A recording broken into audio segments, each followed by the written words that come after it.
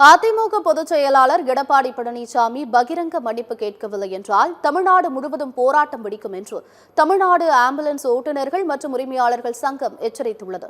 இது தொடர்பாக அந்த சங்கம் வெளியிட்டுள்ள கண்டன அறிக்கையில், நேரம் காலம் பார்க்காமல் அவசரத்திற்கு அழைத்தவுடனே ஓடி சென்று உயிர்களை காப்பதுதான் எங்களின் பணி என்றும், அப்படி நாங்கள் செய்யும் பணியை மதித்து எங்களை பாராட்டாவிடினும் இப்படி அவமதித்து மிரட்டுவதை எங்களால் ஏற்க முடியாது என்று தெரிவிக்கப்பட்டுள்ளது.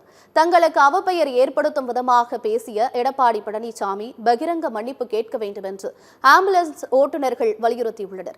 அதிமுக பொதுச் செயலாளர் எடப்பாடி பழனிசாமி மன்னிப்பு கேட்க தவறும் பட்சத்தில் அவருக்கு எதிராக தமிழ்நாடு தழுவிய போராட்டத்தை முன்னெடுப்போம் என்றும் எச்சரித்துள்ளனர். 9:46 அணைக்கட்டு ஜிஹெச்லேருந்து அடுக்குமாறை செல்ல எனக்கு 108 ஆம்புலன்ஸ் வாகன மொபைலுக்கு கால் பண்ணாங்க. அதோடைய இதுவாக பார்த்தோன்னா நான் வண்டியை மூவ் பண்ணிவிட்டு கதநீரை கிட்ட போகும்போது பேசஞ்சர் ஆள் இருக்காங்களா, எல்லாமே ஏன் வண்டி எடுத்துன்னு வரீங்க அப்படின்னு சொல்லி மக்கள் எல்லாம் சூழ்ந்துட்டு என்னையும் சரி என் கூட வர இஎம்டி அவங்களே வண்டியில் உட்காந்துட்டு இருக்கும்போதே பார்த்தோன்னா ஷர்ட்டை பிடிச்சி இசுக்கிறது, ஐடி கார்டு அந்த டைமில் ஐடி கார்டெலாம் பிஞ்சு எங்கே வந்துச்சுன்னு தெரில. ஆம்பி மொபைல்லாம் பார்த்தோன்னா அவங்க பிடிங்கிட்டாங்க.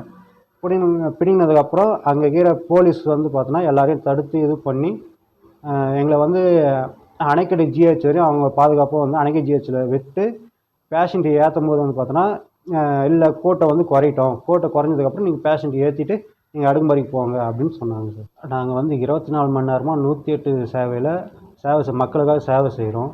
நாங்கள் வேண்டும்னே பார்த்தோன்னா அந்த பக்கம் மீட்டிங் நடக்கிற பக்கம் போக வேண்டிய சூழ்நிலையினால நாங்கள் போனோம்.